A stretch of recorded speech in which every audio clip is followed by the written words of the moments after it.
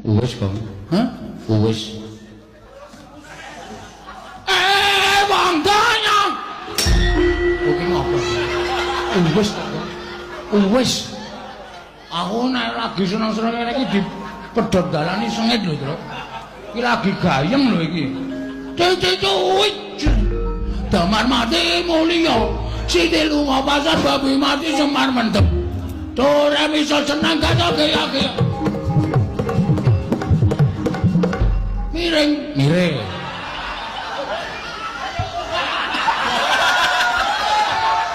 Mire kok miring.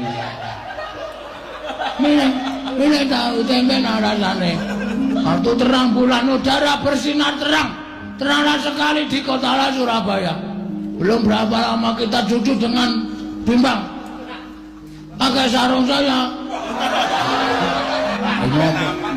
Nah itu namanya. Ayo rame-rame kita pergi Tanjung Perak. Bawa satu taksi kita bersorak-bersorak. Taksi! Tanjung Perak. Tepi laut. Kita noloka. Boleh ikut. Ini rambut, ini janggut, ini sikut, ini perut. Bawa perut. Itu lutut. Atas lutut. Itu perut. Bawa perut. Lutut. Atasnya dikit.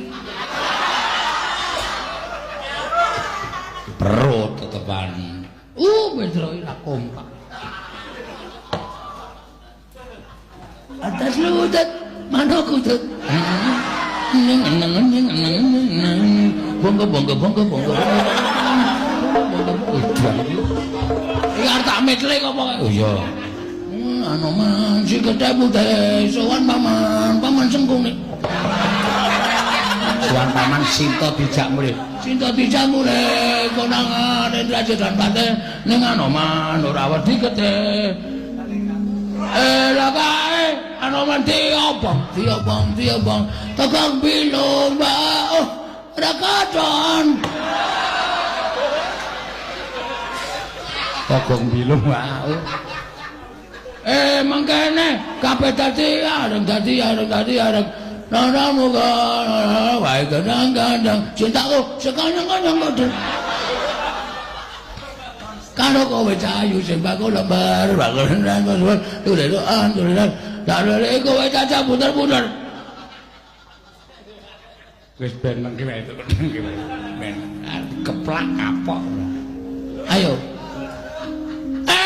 Wong donya.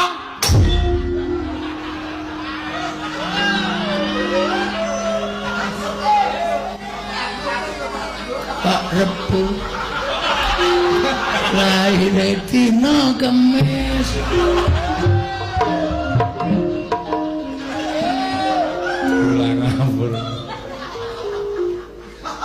Rumangsaku bareng tak pitung-pitung nek Gareng Petruk iso dikandhani. Nek Bagong ki angel dikandhani. Mbah ya saora-orane iki mambu to. Wong aku ki Nalendra. Mesti ya nganggo lenga wangi. Ambune iki ra ketok to sing rawuh ki sapa? Kok terus-terusan Gojek ki ana watese. Sak penake dhewe. Pak Rebu nesu. Ndara Kresna ngarep.